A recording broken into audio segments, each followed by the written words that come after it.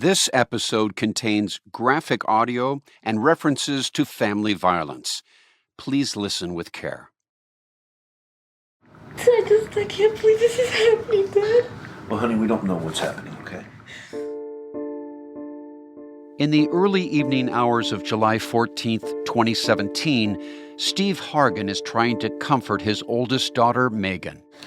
This is not real. I am just praying to God. This is a sick joke. Like the sickest joke ever. They've received terrifying news.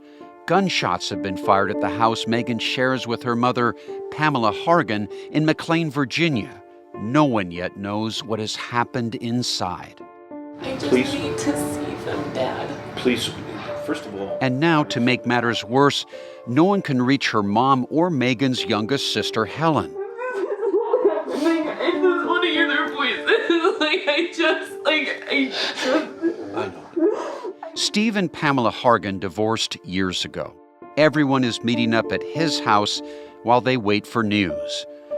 Ashley, the middle sister, is racing there from her home in Pennsylvania. Ashley and I have been calling my mom and the house and Helen. Okay. No one's answering. The tape you're hearing was recorded by Detective John Vickery, who arrived at Steve Hargan's house. I'm going to record this because there's a lot going on. The detective is staying with the family and updating them. I'm going to get information from you, and as things start coming in, I'll be able to tell you a little bit more. Megan explains that she had moved in with her mother a few years back with her 8-year-old daughter, Molly. Pamela was helping raise her granddaughter. They go to the nail salon together. She does all the gardening with my mom. They're best friends. Megan's youngest sister, Helen, who is 24, had just moved back in too. She recently graduated from Southern Methodist University with degrees in math and management science. Here's Megan again. She was actually in the regular master's program in Dallas before she moved. Okay. And then she quit it. Detective Vickery asked to speak to Steve alone. I wanted to get a little bit more information from your dad, if I could do that in private. Okay. Detective Vickery whispers to Steve, hoping that his daughters don't hear him. He says, I don't have good news. I don't have good news, the detective says, and keeps speaking under his breath, trying to convince Steve that he's probably the strongest one to tell the rest of the family what happened. About my daughter. They're both deceased. They were both found shot to death. I'm really sorry. Steve absorbs the information. Thank you for letting me be the one to tell my daughters. He waits until both his daughters are together before he shares the devastating news. 20 minutes later, Ashley arrives, and she's distraught. This has been the longest ride of my life. I understand. I just want to hear my mom and my sister's voice. I want to see them. I want to make sure they're okay. Steve decides this is the moment to tell them what he knows. I'm sorry to tell you, girls. Oh my God.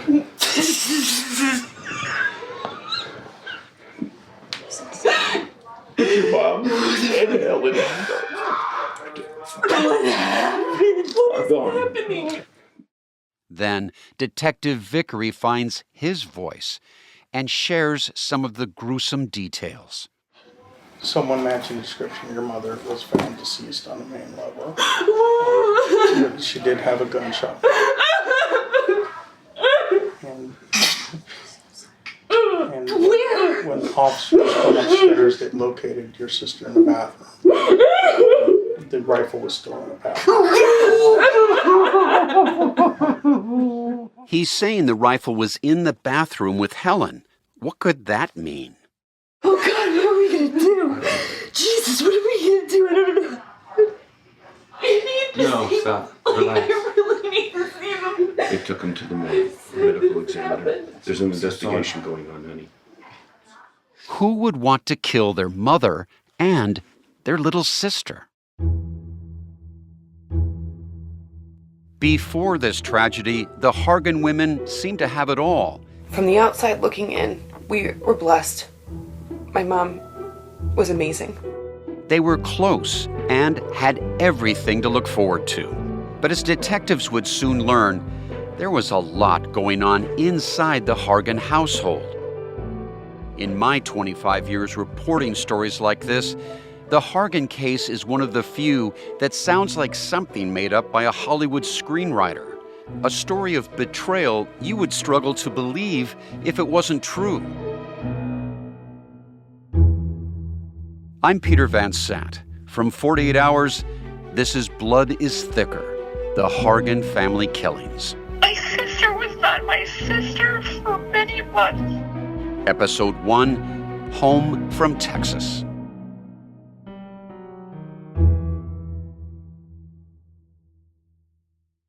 There were several aspects of this case that were extremely unique that I have not seen before. Earlier in the afternoon, Detective Brian Byerson gets a call to head to Pamela Hargan's house. There were 2 bodies in a house in McLean, and I was to respond to Dean Drive. Now, on your way there, what have you been told about what's inside that house? Very little. We know that when we get up there that patrol has been in the house, that they had to force entry through the front door, so the house was locked, and that inside the house there were the bodies of 2 women. He drives to Pamela Hargan's neighborhood, unsure of what he's about to encounter. Where this took place was an affluent section of McLean, Virginia. It's the kind of place where political power players have large homes and a yard, without too long of a commute to D.C. Presidents, senators, CIA agents have all called McLean home. The Hargans live on a tree-lined street. Their home is a nearly 5,000 square foot colonial with a covered porch and 6 bedrooms. It's a $1 million home. Detective Byerson and Julia Elliott, a crime scene detective and forensics expert, arrive at the house. It certainly didn't look like some place where 2 homicides potentially had occurred. They enter through the front door into a foyer. There's a wooden staircase with carpeted steps up to the 2nd floor, and a hallway with panel molding and black photo frames lining the cream-colored wall. It seems idyllic. It was immaculate. I've never seen a more organized home in my life. As detectives, they're trained to notice the details. Every chair is perfectly spaced along their long dining room table. Each throw pillow has its own place on the couch. Nothing looks amiss until they get to the back half of the house. Here's Detective Byerson again. As you walk through the kitchen, you encounter a mudroom that connects the kitchen to the garage. So in that mudroom, we discover Pamela Hargan. She is laying on the floor of the mudroom. Pamela Hargan has been shot twice in the head. The top half of her body is wrapped in a quilt with her legs sticking out, and her head is covered. And she has a dog bed laying on her head, covering her. A dog bed on her head, what do you mean? Like a small dog bed that you would see in your house that maybe your dog would lay in, was actually covering a portion of her head. Detectives then make their way upstairs. If you come up that staircase into the long hallway and make your 2nd left, that would be into Helen's bedroom. And once you get into Helen's bedroom is her bathroom, and that's where her body was found. She's leaning back, and her head is laid back into the bathtub. So she's sort of laying on both the toilet seat and the bathtub. And then her legs are pointed straight out towards the door as you walk in. This is Helen, her 24-year-old daughter. Yes. There was a rifle that was sort of laying between her legs. Patrol, when they arrived, finding 2 deceased persons, one with a gun on their body, assumed or thought that there might have been a murder-suicide. Detectives, though, aren't so sure.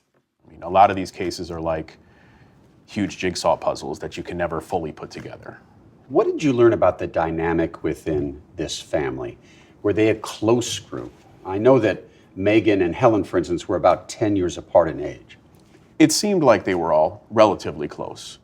Pamela had worked hard to establish herself in a community of overachievers. She'd been divorced for several years. She was very successful on her own. She got her start at 17 and worked her way up to the executive suite, holding big jobs at companies like Lockheed Martin and more recently, a tech firm. Pamela saw herself as a provider. She loved her daughters. She had a granddaughter that she absolutely adored. People thought Helen, the youngest, took after her mom. She was smart, talented, and ambitious. What's your gut telling you as you take a look at these two bodies? Wait. Wait and do the job. The clues investigators found they'd mull over for years. We have two bodies, two different rooms, but it's one house. Some puzzles are hard to solve. Others are hard to prove. Detective Elliott has worked in the crime scene department for about a decade. I'm looking for anything that may have been left behind by the person that did the crime. Such as? Blood, fingerprints, trace DNA like hairs or fibers. Detective Elliott notices how Pamela's body was positioned. I believe where she was shot physically on her body and how she was laying in the mudroom, I believe someone came up either to her side or from the back and shot her. Then there's the odd fact that her face is partially covered. Generally, that's done in cases that I've worked because someone known to the victim may be the suspect in these cases, and they're either ashamed or they can't look at what they've done, so they choose to cover the bodies. So sometimes it's someone very close to the deceased has done this. That can be a clue to maybe where we should be going or what we should be looking at. And then there was Pamela's cell phone. That phone was sitting on top of the quilt that was covering her, and it was also sitting on top of a pool of blood. That seems very strange, doesn't it? It is strange. We know that it means that phone was placed there sometime after she died. Well, I want to know what fingerprints are on that cell phone, if anything at all, and I want to find out who put that cell phone there in that particular place. So you want to check for fingerprints and DNA? Yes. What do you find on this phone? Nothing. Nothing. Detective Elliott isn't sure if that meant the phone had been wiped clean. Not everything holds fingerprints very well. But Pamela couldn't have put her own cell phone on top of her body. It seemed to suggest the killer had placed the phone on her. But could it have been Helen? Megan would later tell police their little sister had been in crisis. I love Helen, but something has really changed in her over the last few months, and my mom was concerned.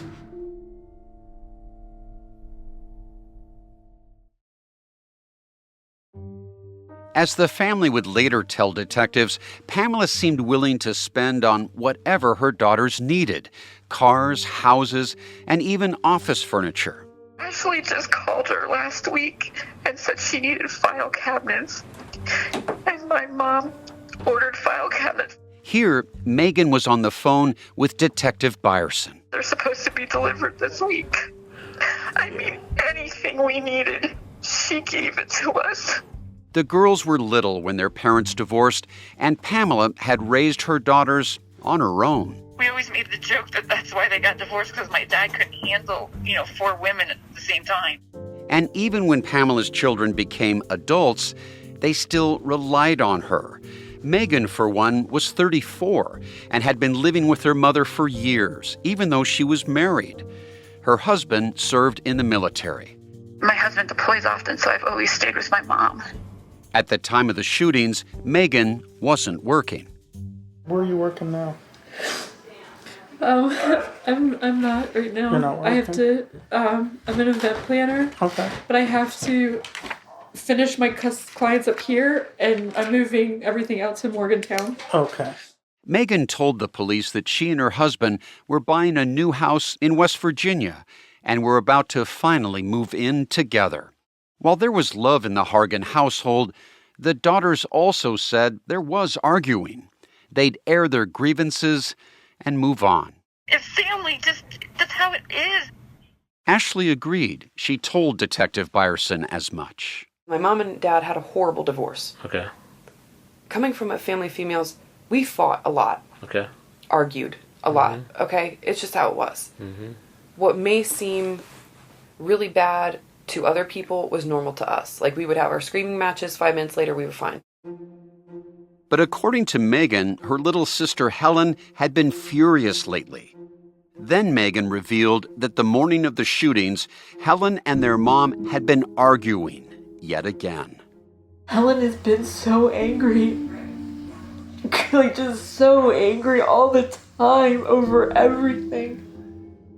It's unclear when Ashley and Megan put two and two together, but at some point, they started contemplating the macabre possibility that Helen might have killed their mother and then herself.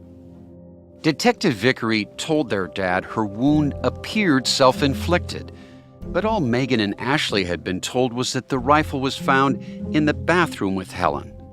They tried putting pieces of this part of the puzzle together, why Helen might have done something like this. You can hear Megan's daughter playing in the other room. What the fuck is Helen thinking? I'm so angry right now. I just told her about the house this morning. She told her. Told her what? She was breaking the contract with the Aldi house. According to Megan, their mother had been planning to buy Helen a house in Aldi, a small town in Virginia. But then, the morning of the shootings, Pamela told Helen she decided against it. Megan suggested that it might have had something to do with Helen's new boyfriend, an older man she'd been dating in Texas, someone her mother did not approve of. His name was Carlos Gutierrez. Helen had unexpectedly dropped out of graduate school, and Pamela thought her boyfriend was a bad influence. Megan said her mother didn't want Helen's boyfriend to move into any house she was going to buy. Pamela seemed willing to go above and beyond for her girls. But that morning, she had apparently gone back on her promise to one of them. Because she truly believed that Helen was going to try to move Carlos into the house, and my mom didn't want him being there. And now both sisters seem to be suggesting that maybe Helen, frustrated by her mother, somehow broke, turning to violence to settle a score and end her own life. She was so excited about this house that my mom was getting for her. So your mom was buying her a house? Mm-hmm.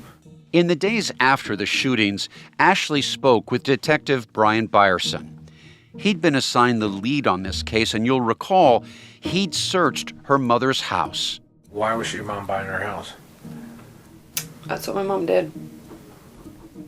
Had she done it for everybody? Not for me. My mom offered to buy my house. Okay. And my husband and I said no. Ashley said her mom did buy her a Jeep, but that she didn't want to live in a house that was owned by her mother. My husband and I talked about it, and I said, I don't want to do that. Mm-hmm. I want to try to, even though we live paycheck to paycheck, I want to try to do this on our own. But Helen had accepted her mother's offer of help. Ashley thought the offer for Helen's house in Virginia came with strings attached. But you need to get a job, you need to continue to get your master's degree, yada, yada, yada. Ashley also said the family was worried about Helen's well-being, that maybe she was using drugs. She says she's concerned about Helen maybe using some other type of narcotic Mm-hmm. or whatever. Mm-hmm. How did that conversation end? With my mom and I? Yeah. She said that she wanted to take all of us to the Outer Banks for 2 weeks, Mm-hmm. and she wanted all of us to be together. She told him that Helen had a history of depression and thoughts of self-harm. When was the last time that Helen had ever talked about hurting herself? With me, it was probably last year, I want to say. Ashley described a call she got from her sister while Helen was still attending university in Dallas, about a year before the shooting. Helen gave me a call, and she was clearly drunk. Mm-hmm. And she said, I just don't want to do it anymore. And I said, what do you mean? Knowing full well immediately what she meant by that. And she's like, Ashley, I'm just sick of it all. And I said, Helen, I'm right here. There's no reason for you to say that. I'm like, I will fly out to Dallas right now if you need me to. The detective asked if Helen gave her any reasons. She was just sad. She's like, I have no friends. She was just sick of everything and nothing going right. Again, when you have depression, no matter what you have in life, especially, cars and how it doesn't mean shit to you. Right. You're just sad. I said, you have all your dogs to look after. They love you. I said, I love you. Ashley said she kept calling to check in on Helen every 10 minutes until her sister sobered up. I was the only one who was able to calm her down, and that's why it's killing me she did not call me on Friday. I would have been able to calm her down. Ashley was racing through all the what-ifs, all the things that might have happened differently that day if she'd been able to speak to Helen, to calm her down, to stop her before she did anything rash. Detective Byerson asked if Helen had ever attempted suicide. I think when she was a teenager, she tried to take pills. Was it reported? I don't think so, no. How do you know about that? She had mentioned something like that because I had been talking about it because I tried to commit suicide by taking a bottle of pills when I was about 15. Both Helen and Ashley had thoughts of ending their lives when they were teenagers. But Ashley was now 32 and beside herself.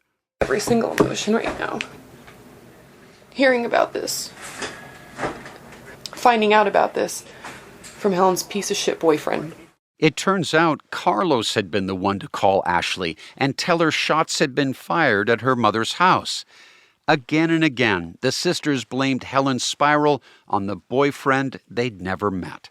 The family seemed to accept that Helen's depression could have pushed her over the edge. The day of the shooting, local reporters set up to go live not far from the caution tape. News in Fairfax County. Police broke down the door of a home there and found 2 women dead. This happened on Dean Drive. That is not too far from McLean High School. Reporters asked the police if they thought a killer could still be on the loose. We asked police a short time ago, is there a danger to this community? Is there a suspect that is still at large out there? The answer to that question, a resounding no. The working theory here is a murder followed by a suicide in Fairfax tonight. The Fairfax County Police told the family and the community that initially this looked like a murder-suicide. We're learning more tonight about the mom and daughter found dead inside a McLean, Virginia home on Friday. Police say Helen Hargan shot her mom, Pamela Hargan, before turning the gun on herself. But those were first responding officers at the scene, not Detective Byerson. It's unfortunate. It certainly didn't come from the investigators who were actually doing the work on the ground. Right from the start, they had a major clue that something very different had happened to Pamela and Helen Hargan. That's because Helen's boyfriend, Carlos, who was more than 1,000 miles away, had been talking to her on the phone right before she died. It turned out not everything the police had been told about Carlos was true. He had been trying to get his girlfriend help for hours, trying to save her, in fact. Fairfax County Police and Fire, how may I assist you? Yes, I have an emergency. My girlfriend lives in McLean. Her sister is acting really weird. Coming up on Blood is Thicker. This particular case, there were things about the scene itself that were concerning to us on day one. If you are in crisis and need to talk to someone, call the suicide hotline at 1-800-273-8255. Or you can simply dial 3 digits, 988, to talk to a trained counselor.